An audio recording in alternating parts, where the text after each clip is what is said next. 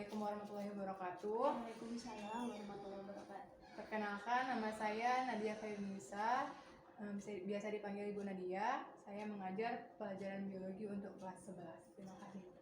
Oke, terima kasih Bu Nat. Kita mulai ya Bu Nat. Oke, Ibu. Assalamualaikum Bu Nat. Waalaikumsalam, Ibu. Selamat siang ya.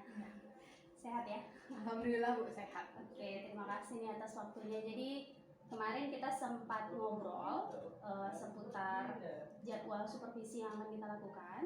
Jadi sebelum pelaksanaan supervisi besok di kelas, saya akan melakukan percakapan praobservasi. Jadi di sini nanti saya akan menanyakan kepada Bu Nat apa-apa saja yang menjadi area pengembangan. Jadi dari penjelasan Bu Nat nanti saya bisa mendapat gambaran kira-kira pertemuan besok di supervisi itu bagian-bagian mana, area-area mana yang akan saya fokuskan untuk diperhatikan. Ya, baik, Ibu.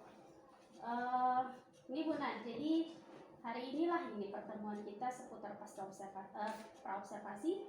Kira-kira apa nih harapan Bu Nadia dari pertemuan ini untuk supervisi besok? Harapan saya khusus untuk materi yang ingin saya sampaikan di supervisi nantinya kan Bu, berkaitan dengan materi bahaya penggunaan nafza. Jadi saya ingin setelah berdiskusi dengan Ibu nantinya hasilnya nanti hasil pembelajaran siswa itu lebih meningkat, siswanya lebih paham, siswanya lebih mengenal dan mengetahui, serta nanti efek jangka panjangnya jadi siswa-siswa kita itu bisa menjauhi Bu. Karena kan bahaya nafza ini sangat erat ataupun sangat berbahaya bagi kehidupan sekitar. Oke, jadi pertemuan ini Nat ingin menjelaskan ya sebenarnya tema untuk besok hari itu apa, kemudian harapannya untuk anak-anak itu apa. Nah kemudian tentang materi yang akan disampaikan oleh Bu Nat sendiri, apa kira-kira tujuan pembelajaran yang akan dicapai? Baik Bu, tujuan pembelajaran untuk esok hari itu Bu tentang bahaya penggunaan senyawa nafza, psikotropika dan dampaknya bagi diri mereka sendiri, lingkungan ataupun sosial sekitarnya Bu. Jadi nanti anak-anak itu diinginkan untuk tahu dulu, mengenal terlebih dahulu tentang bahan-bahan ataupun psikotropika itu apa aja, nafza itu terbagi apa aja, serta dampaknya. Jadi mereka tahu, paham bahwasannya narkoba itu wajib untuk dijauhi karena dampaknya itu negatif, tidak ada dampak yang positif atau dampak yang baik bagi tubuh. Sehingga mereka nanti mawas diri sehingga dirinya dan lingkungan sekitarnya terbebas dari nafza. Gitu Ibu. Oke, tujuan pembelajarannya jangka panjang ya Ibu ya. Jadi mungkin materinya sederhana nafza, tapi karena efeknya luar biasa jadi tujuannya jangka panjang. Gimana caranya supaya generasi kita bebas ya Bu ya dari nafza. Oke, di pertemuan besok Bu Nat, kira-kira apa area yang ingin dikembangkan gitu. Jadi di bagian manakah area yang ingin dikembangkan sehingga nanti pada saat pelaksanaan saya bisa memfokuskannya di bagian itu. Ya, benar Ibu. Pembelajaran esok hari itu kan banyak area tuh Bu kan, terdiferensiasi berbagai area. Nanti ada area konten kan Bu, proses juga ada pembelajaran yang materi menggunakan apa. Jadi nanti saya pinginnya itu di kontennya dulu Bu. Karena apa? Konten itu mereka kuasai terlebih dahulu, mereka dalami terlebih dahulu, mereka kenal dan mereka ingat terlebih dahulu, sehingga nanti area-area lainnya akan mengikut Bu, menyusul. Sehingga nanti anak-anak itu secara sadar diri paham dengan materi ataupun area lanjutan lainnya Bu. Jadi anak itu tahu dulu kontennya berkaitan dengan nafza. Gitu Ibu. Oke, berkaitan dengan jadi diferensiasi yang akan ditekankan, diferensiasi konten. Iya, benar Ibu. Jadi berkaitan dengan kontennya nih, kira-kira apa yang akan Ibu persiapkan untuk menonjolkan diferensiasi kontennya nanti ketika di dalam kelas? Baik Bu. Saya kan untuk pembelajaran esok hari saya menyiapkan PPT Bu. PPT tentang bahan dan bahaya psikotropika. Jadi ada materi pembukaan berupa PPT, nanti di tengah-tengah ada sedikit ice breaking Bu. Jadi anak-anak tidak monoton gitu kan, nanti dia takutnya pusing dengan materi Bu. Ternyata nafza ini banyak ya Bu jenisnya, udah pusing duluan belum lagi dampaknya. Jadi mereka harus dikasih sedikit jeda Nanti setelah itu saya akan minta mereka sesi diskusi untuk menjelaskan ulang. Artinya mereka setelah saya jelaskan paparkan melalui PPT, melalui video singkat juga, nanti anak-anak bisa paham dengan menjelaskan ulang. Di akhir ada presentasi dari berbagai kelompok.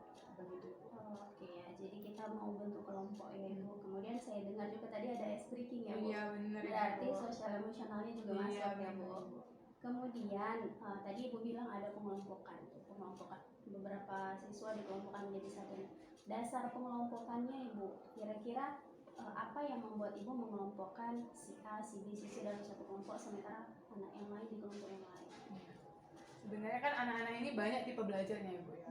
Ya kan ada yang visual, audiovisual dan lain sebagainya. Jadi kelompok yang akan saya bagikan esok hari itu sebenarnya dari nomor urut acak nanti mereka bisa memilih mau mereka masuk ke visual, audiovisual atau lain sebagainya. Jadi mereka disesuaikan dengan kondisi kesiapan belajarnya itu gimana.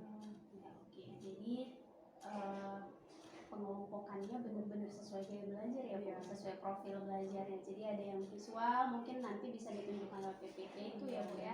Audio mungkin nanti ada saat presentasi itu ada mendengar, kemudian bikin estetiknya mungkin nanti di saat mereka berdiskusi ya Bu ya, jadi kelihatan di situ siapa yang sukanya bergerak gitu. Iya benar. Kemudian dari percakapan kita lah Bu, mulailah tergambar oleh saya gimana nanti kondisi di kelas. Jadi dimulai dari paparan dari Ibu, kemudian pembagian kelompok, kemudian pada akhirnya anak-anak mempresentasikan gitu.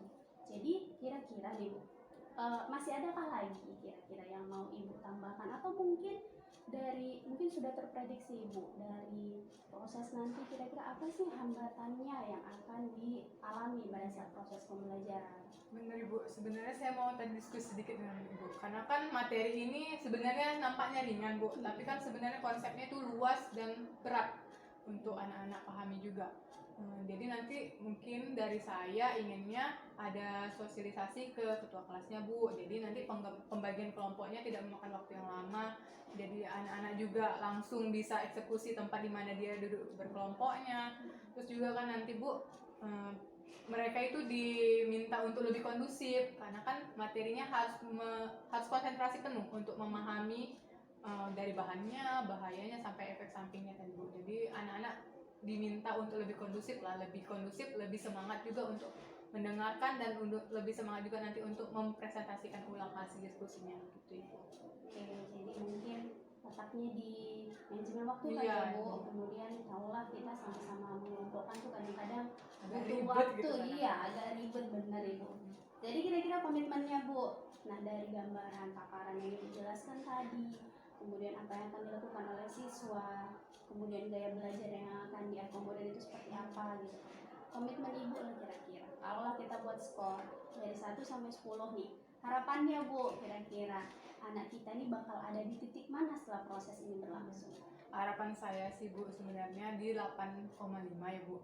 Karena kan mengingat tadi beratnya materi, terus juga materi ini berkesinambungan untuk masa depan mereka Bu. Jadi harapan saya anak-anak itu benar-benar setidaknya paham lah mengenai narkotika itu apa aja, pembagiannya bagaimana, efek sampingnya bagaimana, serta dampaknya. Jadi anak-anak itu benar-benar mengerti bahwasanya dipelajari tentang narkoba itu bukan hanya untuk bahan ajar doang, tapi juga berefek samping terhadap kehidupan dia selanjutnya. Biasalah kan Bu, anak remaja labil, jadi takutnya nanti mudah terpengaruh oleh temannya. Makanya saya berharap sekali anak-anak kita nanti bisa dapat skor di poin 8,5. Jadi mereka lebih pengawasan terhadap diri sendirinya lebih kuat. Harapan saya. Iya Bu, jadi ini ya Bu, makin paham dia dengan bahaya nafza, jadi awas dirinya makin meningkat. Benar, memang yang Ibu katakan itu benar sekali. Sekarang memang lagi luar biasa lah marak soal narkoba, iya benar. Nah jadi sekarang udah tergambar benar Bu gitu, jadi bisa saya bayangkan bagaimana hidupnya nanti kelas Ibu ketika ini observasi di kelas supervisi. Nah jadi sebagai mempertegas lah gitu, mempertegas prosesnya nanti berlangsung seperti apa. Boleh Ibu simpulkan kembali mungkin proses yang akan kita lalui mulai dari awal sampai komitmen tadi. Baik Bu, Jadi secara garis besar Bu, yang bisa saya simpulkan itu saya akan menggunakan PPT dan sumber belajar lainnya audiovisual untuk memaparkan materi nabza ini. Berhubung materi nabza ini lumayan berat walaupun terkesan ringan, tapi ingin saya kemas sedemikian rupa dalam bentuk PowerPoint nantinya biar anak-anak lebih tertarik sehingga dia tidak bosan dalam pembelajaran. Dan di sela-sela pembelajaran juga nanti saya akan arahkan untuk ice breaking sejenak. Jadi lemaskan dulu otot dan pikirannya untuk dia bisa menerima materi selanjutnya ya kan Bu, untuk lebih mengingat juga materi sebelumnya. Jadi nanti setelah itu mereka juga akan saya bentuk kelompok Bu, kelompok diskusi kecil. Kelompok diskusi kecil nanti fungsinya untuk mempresentasikan ulang sehingga apa yang sudah saya paparkan melalui PPT ataupun media lainnya nantinya dapat dipahami lebih dalam oleh siswa sehingga mereka bisa mengulang sendiri tanpa harus didoktrin ya gitu ya Bu ya. Jadi mereka bisa paham lah tentang materi itu setidaknya untuk mengenal dan menjauhi serta menjaga dirinya sendiri. Jadi nanti juga kan Bu, harapan saya tuh berbagai media ataupun variasi yang saya berikan baik audio, visual dan gaya belajar lainnya, anak-anak tidak stres, anak-anak tidak tertekan, tapi materinya berjalan dengan baik. Harapan yang saya inginkan tadi 8,5 bisa tercapai, anak-anak kita semua paham materi, bisa terbebas dari jeratan narkoba yang sangat berbahaya ini Bu, sehingga proses pembelajaran itu tetap dapat menarik dan juga dapat diingat oleh anak-anak gitu kira-kira. Oke, baik. Jadi sudah disimpulkan, saya sudah bisa membayangkan bagaimana proses besok di kelas, sudah tergambar dengan jelas, dan saya juga besok sudah tahu pasti area pengembangan mana yang akan saya nilai dari Bu Nat. Terima kasih banyak Bu Nat atas percakapan hari ini. Ya, sama-sama Ibu, sangat membantu Bu untuk kami para guru yang mungkin bingung kadang ya kan Bu, bagaimana manajemen waktu, bagaimana membahas konten lebih baik. Dengan diskusi ini sedikit terbuka pikiran saya bahwasanya ternyata begini, tidak terlalu sulit kalau kita mau belajar ya. Benar sekali Bu. Jadi sebenarnya intinya niat ya Bu. Iya benar Ibu. Oke, terima kasih Bu Nat. Untuk hari ini kita jumpa besok langsung di kelas ya Bu Nat. Boleh Ibu. Oke, terima kasih. Saya tutup ya Bu Nat. Iya, boleh. Assalamualaikum warahmatullahi wabarakatuh. Waalaikumsalam warahmatullahi wabarakatuh. Hari Ibu. Hari ini kita lanjut pembelajaran biologi tentang bahaya nabza, narkotika, psikotropika dan zat adiktif. Nah, untuk itu sebelumnya Ibu mau absen kehadiran kamu dulu. Karena Ibu lihat banyak yang ada tapi nih. Ya. Oke, pertama. Ya, nak. Agil.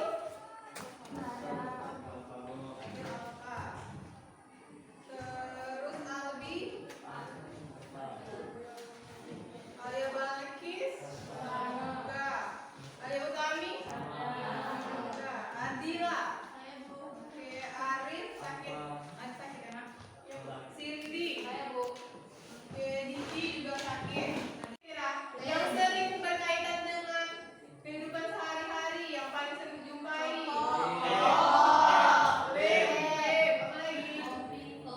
Kopi, nanti ada hubungannya juga, tapi bukan bagian yang berbahaya dan terlalu berbahaya. Nah, untuk itu kita harus tahu dulu tujuan pembelajaran tadi. Kita ingin mengevaluasi bahaya penggunaan bahan ataupun senyawa psikotropika dan dampaknya terhadap kesehatan diri kita sendiri, lingkungan ataupun masyarakat di sekitar kita. Nah, lihat apa menurut undang-undang tahun 2009, zat atau obat yang berasal dari tanaman ataupun bukan tanaman, baik sintetis maupun semi sintesis, dapat menyebabkan penurunan ataupun perubahan kesadaran, hilang rasa, mengurangi sampai menghilangkan rasa nyeri, dan dapat menimbulkan ketergantungan atau agresif adiktif tadi, dapat dibedakan ke dalam golongan-golongan tertentu. Nah, nanti ada beberapa golongan untuk narkotika, psikotropika, dan zat adiktif. Lihat, sekitar 4 juta penduduk Indonesia atau penduduk sudah terkontaminasi dengan bahaya narkoba. Kenapa narkoba ini masuk di pembelajaran kelas 11 SMA? Karena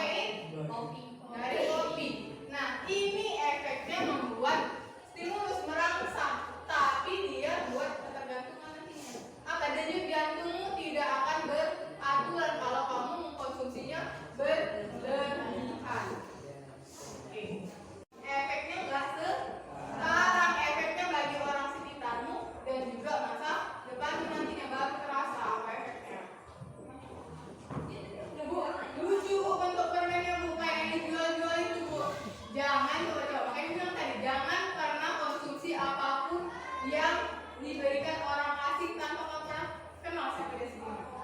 Kenapa? Ini tadi berbahaya. Kita tidak sadar bahwa kita mengkonsumsinya akan menimbulkan ketergantungan. Nah, efek yang ketiga, halusinogen atau holotropic mengakibatkan pemakaian menjadi halusinasi. Memakai melihat sesuatu yang sebenarnya nggak nyata. Tadi mana yang nyata, mana yang imajinasi sudah tidak bisa dibedakan karena sudah bergabung antara kenyataan dengan imajinasi yang ingin dia nyatakan. Siapa? Kamu berimajinasi ingin jadi sesuatu, tapi sebenarnya itu hanya imajinasi, bukan kenyataan yang akan kamu capai.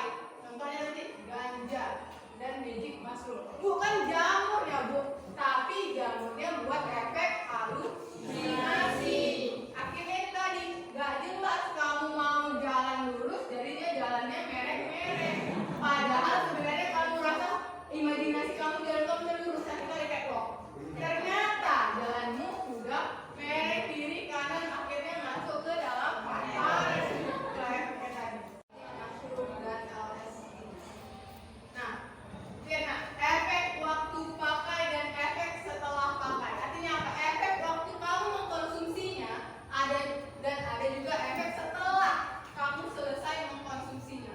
Kalau yang stimulan tadi kan merasa agresif. Artinya apa? Ketika orang yang pecandu tadi mengkonsumsinya, dia akan berubah menjadi lebih agresif, kreatif, sulit tidur, komunikatif. Akhirnya dia ngomong terus ceracau, terus gak capek-capek karena berarti semangat jiwanya.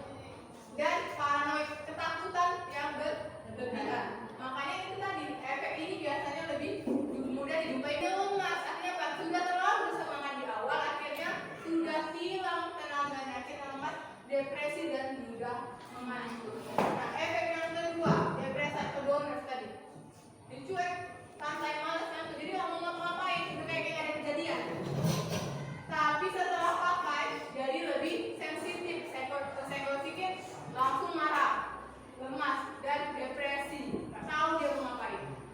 Nah, efek yang ketiga, halusinogen atau makanya, jadi masih ada tahapan selanjutnya. Jangan terlalu gampang merusak diri sendiri dan juga gampang mengatakan ingin bunuh diri. Masalah itu bisa diselesaikan. Nah, pencegahan pertama, tetap agama yang membentengi diri kita. Artinya apa? Bagaimanapun kejamnya lingkungan sekitarmu, bagaimanapun tidak kondusifnya keluargamu, tapi kalau iman menghidangkan sesuatu, kami kan manusia yang punya akal sehat. Artinya merokok itu merusak diri sendiri, merusak lingkungan sekitarmu. Ini gerbangnya, hati-hati dengan rokok. Rokok itu bisa jadi sudah ditambahkan sesuatu, bisa jadi yang tadi sabu-sabu, mungkin kita kan nggak akan pernah tahu apa kandungan dari rokok itu sebenarnya. Bu, kan nggak ada nikotin, jangan salah, saya lebih bilang nggak ada nikotinnya. Lebih berbahaya karena dia liquid cair, lebih mudah masuk ke dalam tubuh. Nah, caranya itu dengan raih prestasi. Jadi kebanggaan untuk dirimu sendiri, untuk orang-orang terdekat, bahkan untuk sekolah, bukan malah buat status galau. Oke? Paham? Bisa dipahami materi kita hari ini tentang bahaya narkoba. Oke. Untuk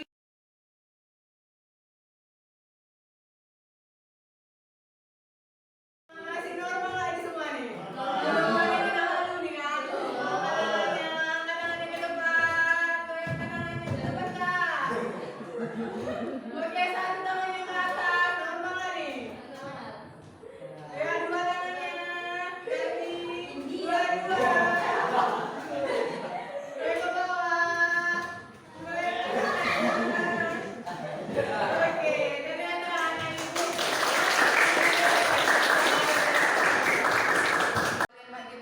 Oke, yang kedua ini kalian pembahasannya tentang tentang 3 efek narkoba: depresan, halusinasi, sama apa lagi? Nah, apa tadi? Stimulasi. Stimulasi. Oke, kalian yang ketiga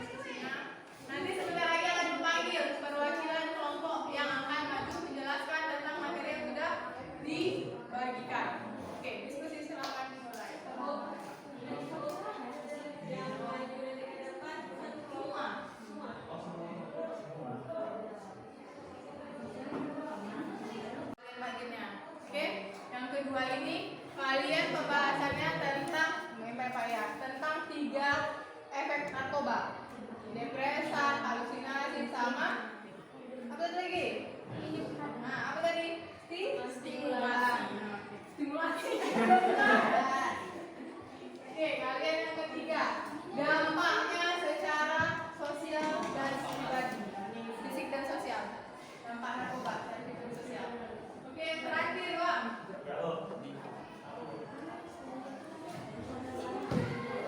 Cara mencegah. Cara mencegah penggunaan narkoba dengan apa? Sama ngamen aja. Itu aja. Oke? Tadi udah dijelaskan. Oke, bisa mulai diskusinya sebentar. Mulai diskusinya. Nanti sebentar lagi akan dipanggil perwakilan kelompok yang akan maju menjelaskan tentang materi yang sudah dibagikan. Oke, diskusi silakan dimulai.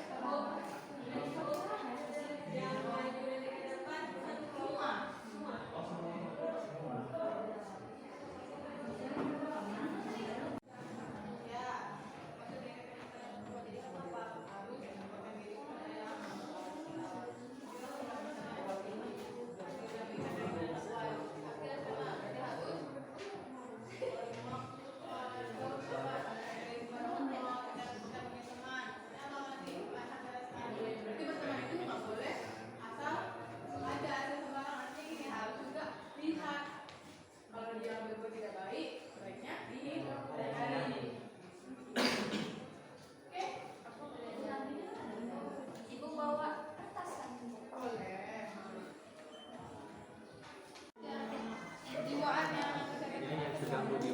Bisa buat apa aja? Bisa buat tiba-tiba. Nah, tiba-tiba menyendiri, tiba-tiba.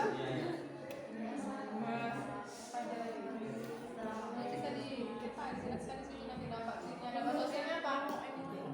Itu tadi. Nah, dijauhi teman akhirnya apa? Pendidikannya juga terganggu. Akhirnya masa depannya. Ibu ini ada kita. Assalamualaikum warahmatullahi wabarakatuh.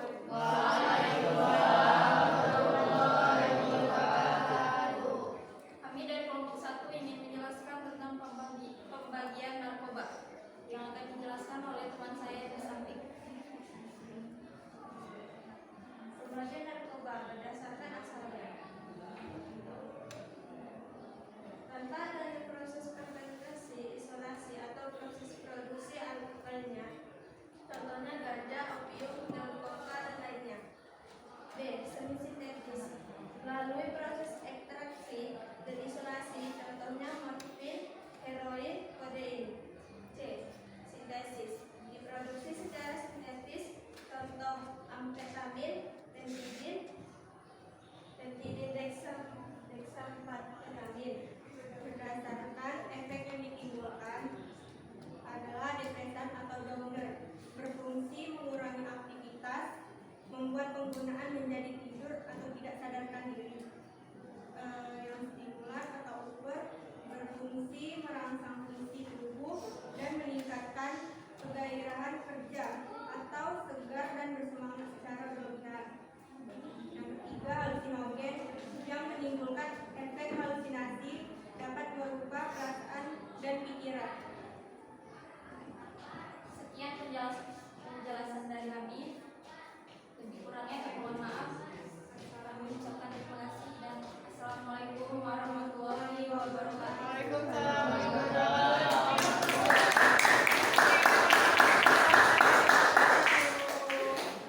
Kita tinggal sebentar lagi. Jadi, Ibu ingin ingatkan pengumpulan tugas hasil presentasimu bisa kamu jabarkan ataupun kumpulkan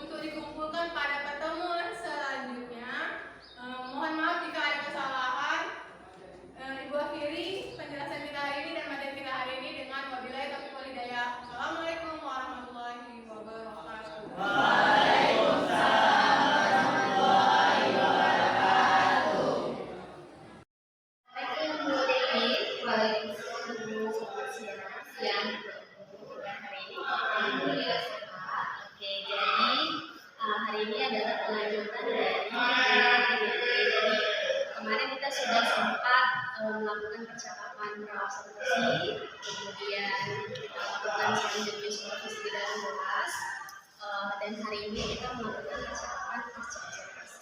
Nah, jadi 2 hari yang lalu kita sudah bicara tentang praobservasi. Jadi di situ Bu Devi sudah menjelaskan kepada saya area pengembangan apa yang akan menjadi fokus di supervisi. Kemudian kemarin juga sudah sama-sama kita lakukan supervisi di dalam kelas.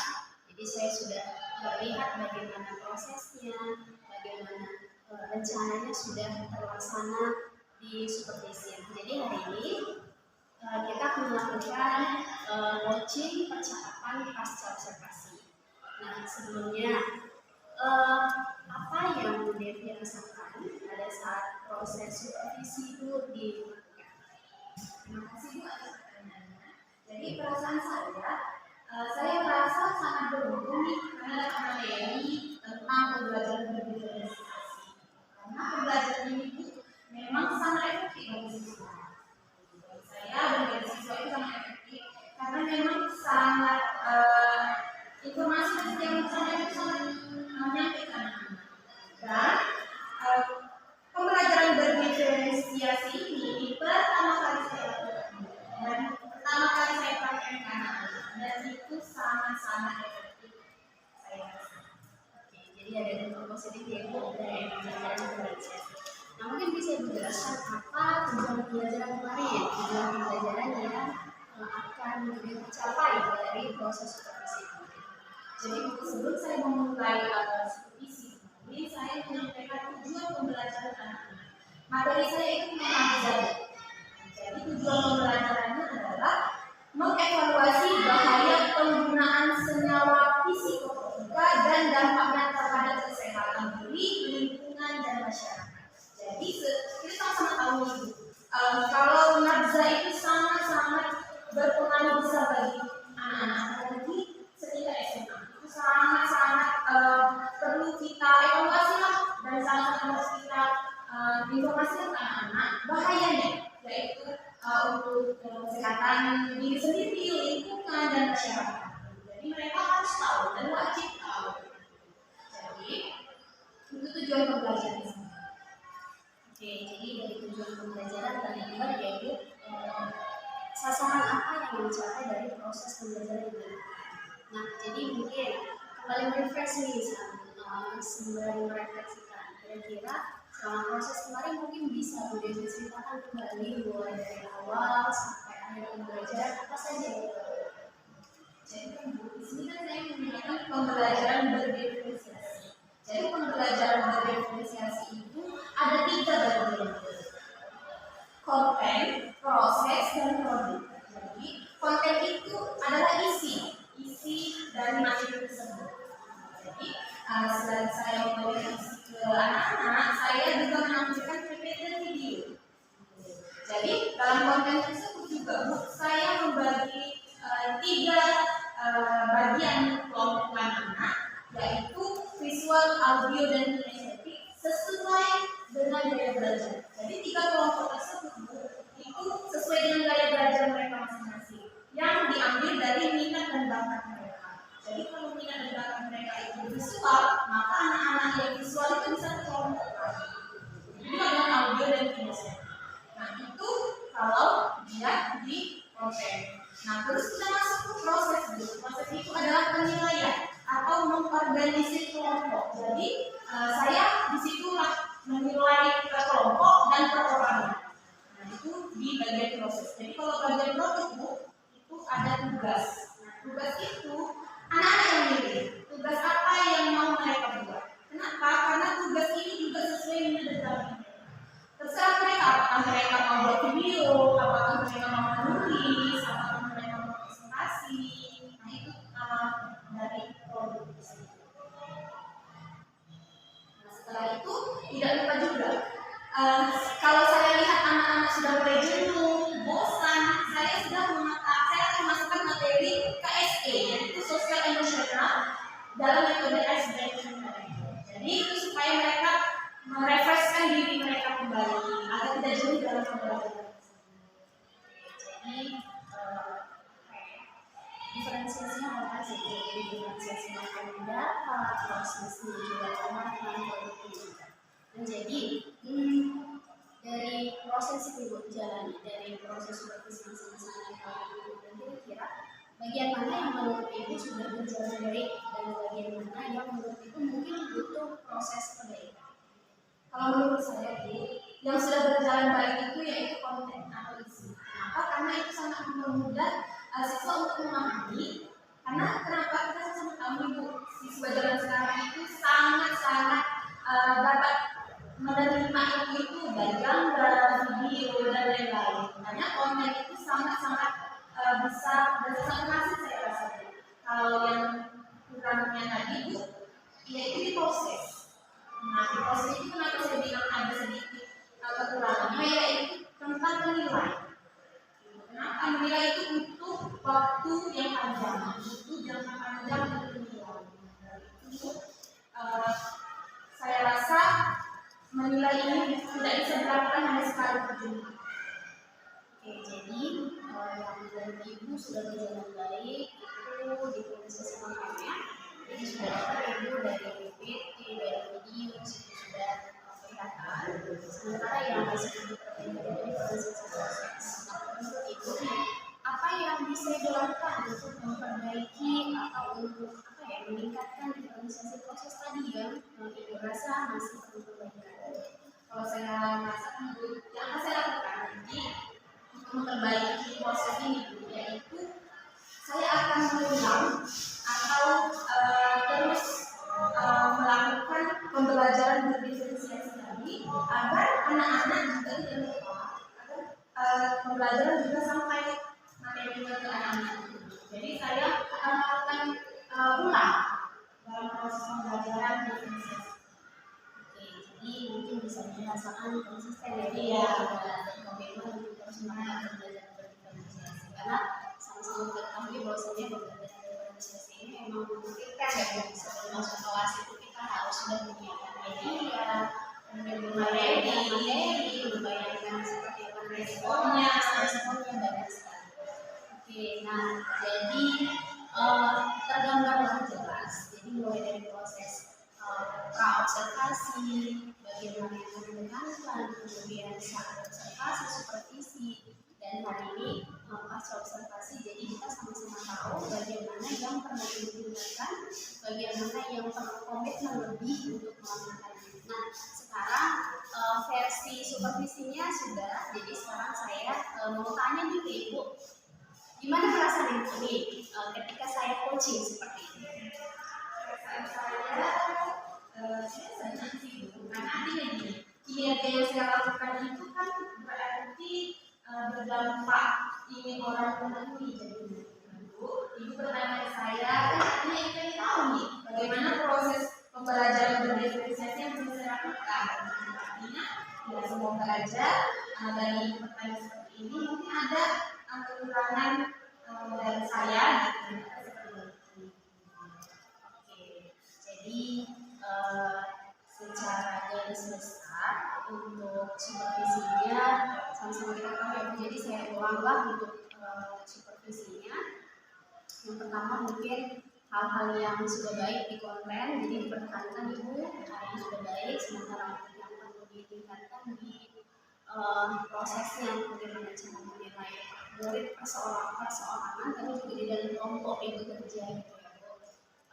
Diferensiasi produk juga begitu. Tadi Ibu sudah memberikan kebebasan kepada murid untuk menjawab tagihan di setiap pertemuan Ibu kan ada tagihannya, jadi di situ Ibu bisa minta ke anak sesuai dengan minat mereka, yang suka menulis silakan, yang suka PPT visual silakan, yang suka buat video juga silakan. Jadi saya rasa konten, proses dan produknya sudah sangat kelihatan mungkin juga prosesnya. Terus untuk yang Ibu rasakan di saat coaching sebenarnya itu tujuannya Bu. Jadi proses coaching ini adalah proses di mana kita bermitra. Jadi posisi saya dengan Ibu itu sama, itu kan jadi sama-sama kita belajar dalam proses ini. Oke, terima kasih Bu Devi atas proses latihan coaching hari ini seputar pasca observasi. Terima kasih banyak. Oke, selamat Waalaikumsalam.